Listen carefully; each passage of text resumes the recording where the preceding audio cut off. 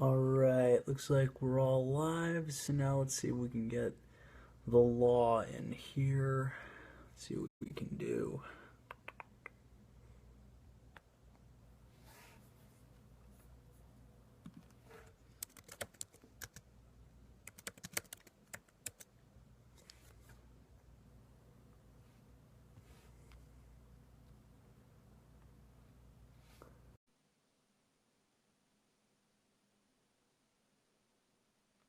Just gonna let Ray in there.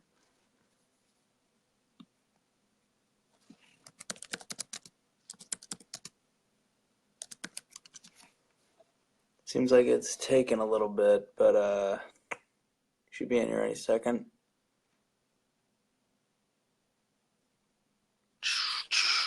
And there I go. And there he is. All right. Wait.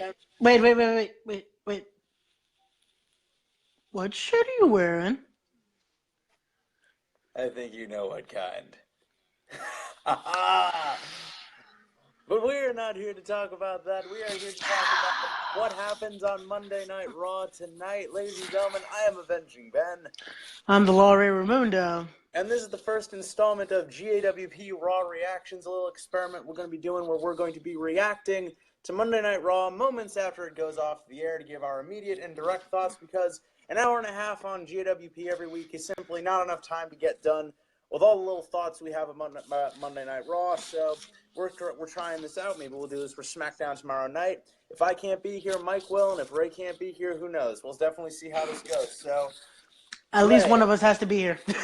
One of us has to be here for this logically to happen. So we're going to be doing it live, and then this will be going up on our official YouTube page. So if you guys have any questions regarding Monday Night Raw, leave them down below. We'll be happy to answer them, and don't forget to share this around and get us some likes. So let's get into it. Ray, what did you think of Raw tonight? I would say solid show. I felt it was a go-home show. I guess Raw has been listening to the show, and it was like, yeah, we got to listen to those GAWP boys. We're not a go-home show kind of brand. Tonight, I felt like it was – I would have known it was a pay-per-view coming up on Sunday. They did something good. They did a better job this time around setting up the pay-per-view? I would have said I would have known there was an NXT pay-per-view because I think they showed the NXT commercial maybe 5-6 times today. Yeah, weird. like I'm more. Steven, what's up, good brother? I'm pissed. I'm gonna be stuck at my job this Saturday night, but I need the money. But honestly, NXT is looking to be a much better show than Survivor Series. That's the thing. I think it's more of the nostalgia factor. I know that's something we're gonna bring up on Wednesday. I know a lot more people are looking forward to NXT just because NXT is known to be the better brand because of the indie talent on there. Also, by the way, like Jim says, it's War Games. Scooch into frame a little bit. I can only see half of your face. There we go. Let's get all of that wonderful red hair in there. But yeah, I'm a little tired, folks. I'm trying to keep the eyes out of picture. But let's not dwell on Survivor Series just yet. Let's talk about Raw tonight. So the first thing to get out of the way is that Roman Reigns and Bray Wyatt, they are back. They are back. I guess, Roman Reigns returned in grand fashion. He's actually getting cheered this week. I wonder how long that's going to last. Roman isn't getting cheered. It's the Shield getting cheered. It's the Shield. That's the thing. It's the Shield getting cheered. It's not him. That's the thing. I think it's the best way for WWE to put it at the moment. WWE would say the same as you did. Roman's getting cheered. I'm doing that. But we know. It's the Shield getting cheered. It's the Shield getting cheered. Well, this is what Vince McMahon does. Well, goddamn, pal. Well, let me tell you. We put him back in the Shield, but it ain't the Shield. It's Roman. They finally love Roman. Like, no. And then Hunter's like, yeah. We have a viewer, my our capital cohort, Stephen James. Wait, Stephen must know what I'm drinking. Stephen, it's one of our medications. I'll just say that. Nice. Medications in the cup. Stephen James watching again. If you guys have any questions out there, and Philip Fauner has a very good point. He says Triple H is on Team Raw. That brings us to our. Oh yeah, we'll be talking. I guess let's bring it up now. So Steph again brings up the point of. About Stephanie McMahon, get off my television now. She was extra annoying tonight. Stephanie McMahon is the wrong kind of annoying. I don't want her there because she's a terrible heel. I don't want her here because like she no sells everybody she's in the ring with. The Shield are openly insulting her tonight, and she's just blinking it off like it's nothing. You know what I see? You know what I see her doing? She's trying to make sure it's not about her in a sense, because she can basically cut them off with a promo. Steph's good for, hey, I can make you into a bitch. Sorry for my language. In one promo, like Paul Heyman, they have that. They have that skill that they're able to do it. Now, I believe she just wanted to make it so, hey, we're all in unity because it's Team Raw. So she wanted to make it that segment. It wasn't about her putting. I tend to disagree with you. Like the thing about Stephanie McMahon is when she's on Raw, it is very much about her. She is very much Queen Bee. She was the first thing that kicked off the show tonight, and no, it's always about her. I know. And she doesn't think that. She thinks she's getting people over, and she's not. It's the sad part of it's basically if you're a heel management representative, there's kind of no way not to get yourself over. Because in whatever promotion, it's usually like you're gonna be the most of an asshole and it's gonna be present on television. So like it goes with the territory. Like we have Deleted Tyler said down below, well duh, she's a McMahon. But like even Vince. Wait, Shane's nice. Shane's nice. Shane McMahon gets angry. No, Vince McMahon gets pissed off about things. But Stephanie McMahon just sort of bats an eye. Give him credit. The only wrestler who ever got under the skin of Stephanie McMahon in like the last year was like Roman Reigns. That was it. The last 2 years. Like she's the only one she's ever raised her voice to or got angry at. And even it was because Roman was winning. Roman won that promo battle against her. So it's like he did. It's McMahon's nature of if you defeat us, we just get pissed and fiery.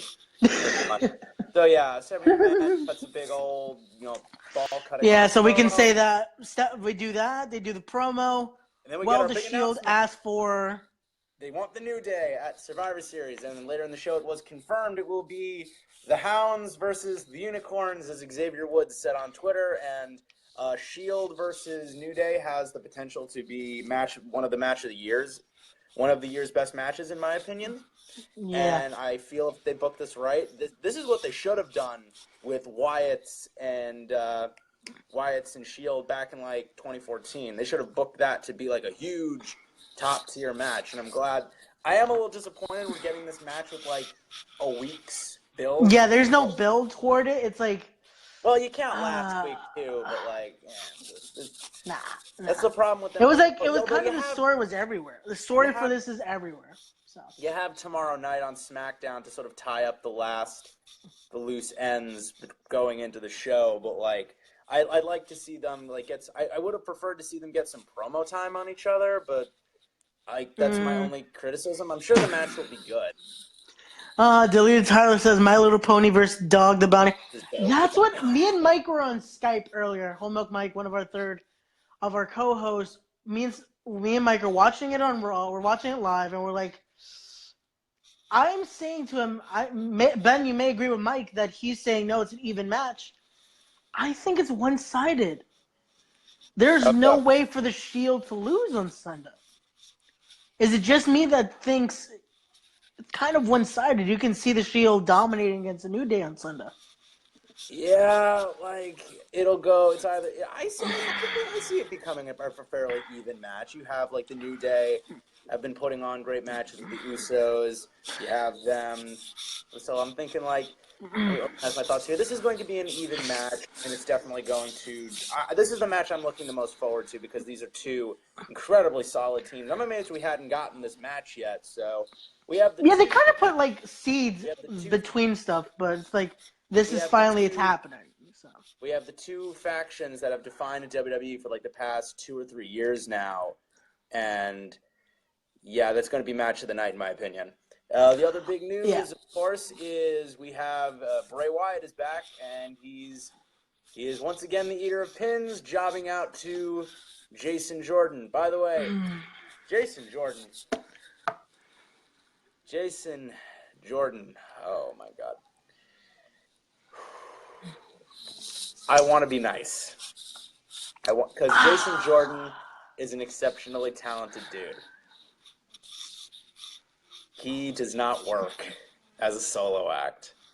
That's the thing. Tonight, not to cut you off, Ben, but tonight he kind of showed, okay, he can handle himself, but I don't believe his character alone. Like, he needs a teammate. He needs someone to manage him. He needs what Bob Backlund was supposed to be for Darren Young. He needs someone there, like, to be his promo. Because in-ring skills, he's good. But that promo he cut tonight kind of killed it for me. It was like, oh boy, you're going to bring up the broken neck for Kurt. It was just, hard. This was to him what Suffer and Succotash was to Roman.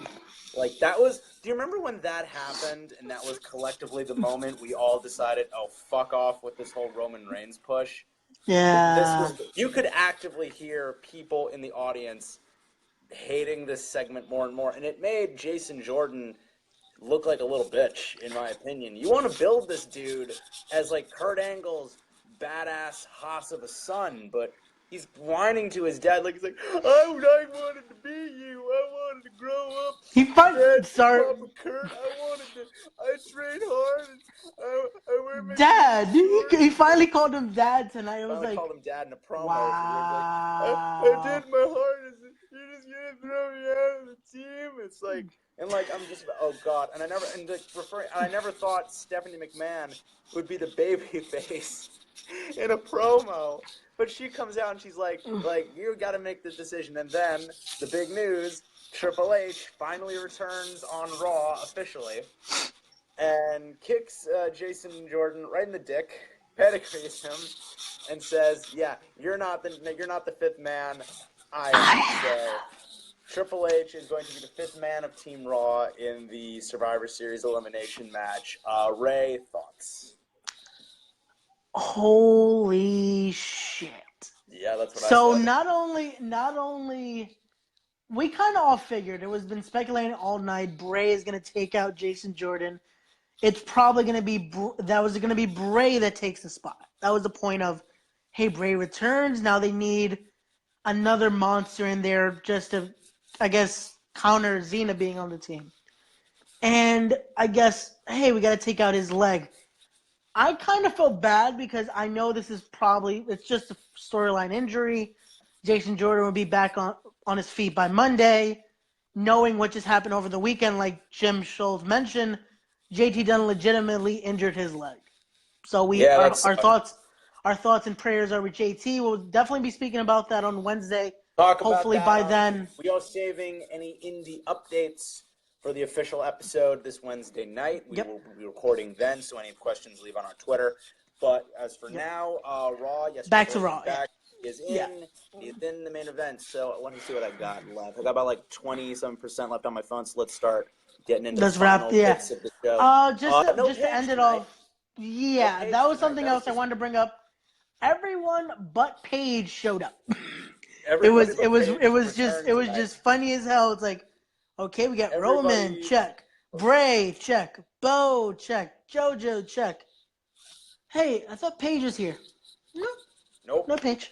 And there were pictures of her. She was in the arena probably. I guess they're saving it for like a time when it makes sense. I guess they want Survivor Series to be over before they bring her back. I guess is the working logic here, but I was a little disappointed, but it's not like they teased it or anything, so I can't That's the thing. I feel WWE, when they're ready, they'll do it. That's the thing. They don't want to do it off, hey, we know she's there, just bring her out.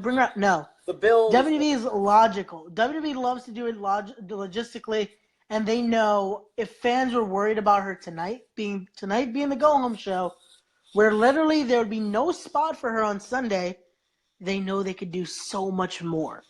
And Tyler, we'll get to that on Wednesday because I have an idea for that. I have an idea for Riz that. is a good point, but he says maybe she could return and turn heel at Survivor Series, but we'll save that. That I want to for this talk about Wednesday night. because I have an idea. It just has to go through what happens tomorrow. There's All something I right. want to talk about. Any So other to move points on from that, Braun Strowman and Kane. Let's get into it. okay, Kind that of a left me with clunker. my mouth just like, oh. When it happened, I literally was like, wait, where'd they go? Oh shit, the ring broke. Kind of a clunker until the ending when they both went through the fucking ring, which was fucking crazy. Listen, I love Kane. I'm a Kane fan to the day I die, but he's not the guy you want main eventing your go home show, your big pay per view. Listen, it's against Braun Strowman, which elevates anything to be because it's Braun Strowman. He's must watch TV, but yeah, even with him, like it's not worth doing like that whole thing. I thought if they would have done what I've been telling Mike, the whole thing was they're gonna build Kane to be this monster for Braun just to squash. But sadly, this match left us in. What was the point? The biggest thing I can see now is that now Kane is gonna be the shit. I can't even speak because the storyline makes no sense. My thoughts make no sense right now. I see Kane being the reason Braun Strowman's eliminated on Sunday. There's going to be a point of Braun about to dominate, hit Kane's music, Braun gets distracted, easy roll up, 3. Done. That could make sense. That's the only thing I can see because this match is not done yet. Because they basically just said, yeah, we'll put them through a ring, no finish now because we don't know what we're doing with it. No. That's what WWE basically just told us. We don't have a story written. Some aspects of this Raw felt very focused, and other aspects of it felt very aimless. But at least everything's sort of locked going into Sunday. Bayley's on Team Raw. We have our 2 teams. Everything's sort of tied up very nicely. So if you had to give this Raw like a F to A rating, what would you give it? I would say being it's a go-home show, they did what they needed to. They left a message of, hey, this is what's happening. Make sure you're watching the pay-per-view. Subscribe now. Everything flowed. I would give it a B. I'd give it a B. Me personally, I'm actually going to agree right there with you. B is like the perfect score, in my opinion, for this show because it was just kind of – the show was just – it had some cool moments. But ultimately, it felt like a go-home show, not the worst I'd seen from them. It felt like there was progression made, but like there wasn't anything about it that was really, holy shit, this is amazing. But like, no. Yeah, but that's the thing. There wasn't much to be. Was cool, but like, there wasn't much to be expected. Like there wasn't something to be like. It's the go-home show. It's something that we already know the elements are going to be played. Raw didn't have anything else but. Maybe Paige showing up. This wasn't going to be something that was going to be huge because they can't do another under Siege. Let that happen. If anything, I'm hoping something happens tomorrow on SmackDown. Hopefully do something there. Agreed. So again, let's see what happens. Maybe tomorrow if we do another one of these live stream gimmicks, let us know in the comments. You want to see one tomorrow for SmackDown? We'll do something then. Let us know. We hope maybe our grades will be a little higher. You never know. Hopefully we can do more of these. This was fun to do. So, guys, thank you, Ray, for joining me. This has been another. No problem, brother. Oh wait, just to make sure people know that I'm not drinking because I'm joking around about me drinking. Just 1 minute. It's water, folks. It's water. Because I know someone's gonna be in the comment and be like, "Oh, so unprofessional. He's drinking." It's only smoke and mirrors. All right, we've been up all day. We work, so this is a roundup of just talking to you people. So, thanks again for listening. I'm glad all of you stick around for a 4-hour show basically, because 3 hours of that, a little bit like 20 minutes of us. Thank you. Yep. I'm the Law. So guys, thank you so much. He is the Law, Ray Raimundo. I am Avenging Ben. This has been the GAWP Raw Reaction. And don't forget to join us this Wednesday night for another episode of the General Admission Wrestling Podcast. We'll be talking about indie news and WWE news, of course. Don't forget to join us there. We're on iTunes, Stitcher Radio, TuneIn Radio, and Podtastic. Don't forget to follow us here on Facebook and on our Twitter at the GAWP Show. Go buy a t-shirt. Everything helps. Don't forget to tune in. And guys, since Mike isn't here, I'll say it for him. Join the madness. Keep watching professional wrestling. Wait. Speaking of Mike, Ben, we have to talk. The papers got accepted. We'll talk about that off the air. But guys, you guys have a sick night. Ray, have a good one. And guys, thanks, take care of brother. yourselves.